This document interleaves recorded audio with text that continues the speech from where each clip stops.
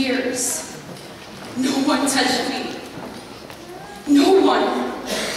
Not one person. Not my husband or my child. Not my friends.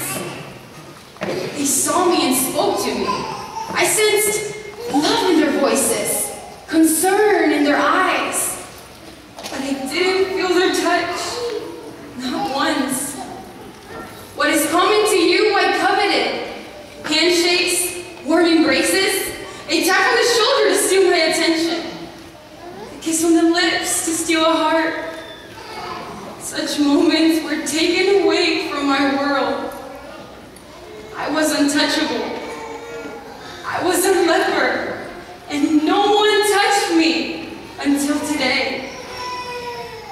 One afternoon, I plunged my hands into a basin of water intending to wash my face. The water reddened. My finger was bleeding freely. I didn't even know I was wounded. How did I cut myself? With a knife? I didn't feel anything. It's on your clothes too, my husband says softly. He was behind me. I looked down at the crimson spots on my robe. For the longest time, I stood over the basin, staring at my hand. Somehow I knew my life was being forever altered. Shall I go with you to tell the priest, he asked. No, I sighed.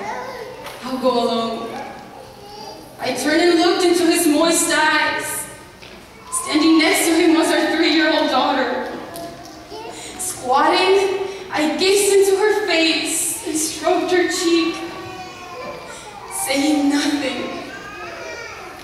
What could I say?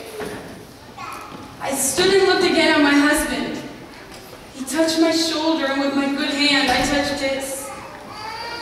It would be our final touch. The priest didn't touch me. He looked at my hand, now wrapped in a rag. He looked at my face, now shadowed in sorrow. I've never faulted him for what he said. He covered his mouth and extended his hand, palm forward. You are unclean, he told me. With one pronouncement, I lost my family, my friends, my future. My husband met me at the city gates with a sack of clothing and bread and coins. He didn't speak. By now, friends had gathered, and what I saw in their eyes is what I've seen in every eye since. Fearful pity. As I stepped out, they stepped back. Their horror of my disease was greater than their concern for my heart. So they and everyone else I have seen since turned away. I had heard of this man called Jesus. He calls himself God's son. And what I did was reckless, risky. But what did I have to lose? Before he spoke, I knew he cared. Somehow I knew he hated this disease as much as, no, more than I hated. From behind a rock, I watched him descend the hill. Throngs of people followed him. I waited until he was only paces away from me. Then I stepped out. Master! He stopped and looked in my direction as did the others. I was a huddled mess of death. A flood of fear swept across the crowd. Arms flew in front of faces. Children ducked behind parents. Unclean, someone shouted. Their panic I'd seen 1,000 times.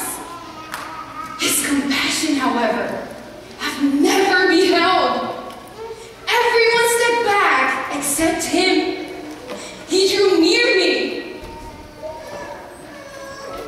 I will. His words were... I did not move. I just spoke. Lord, you can heal me if you will. Had he healed me with a word, I would have been thrilled. Had he cured me with a prayer, I would have rejoiced.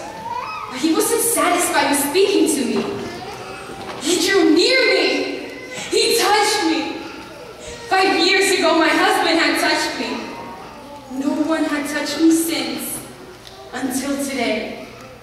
I will. His words were as tender as his touch. Be healed. Energy flooded my body like water through a furrowed field. I felt warmth where there had been numbness, strength where there was atrophy. My back straightened, my head lifted. Do not tell anyone about this, but go and show yourself to the priest. And so that is where I am going. I will show myself to the priest. I will go to my husband and embrace him. I will pick up my daughter and hold her close. And I will never forget the one who dared to touch me. He could have healed me with a word, but he wanted to do more than that. He wanted to honor me, to validate me, to christen me. Imagine that. Unworthy of the touch of man.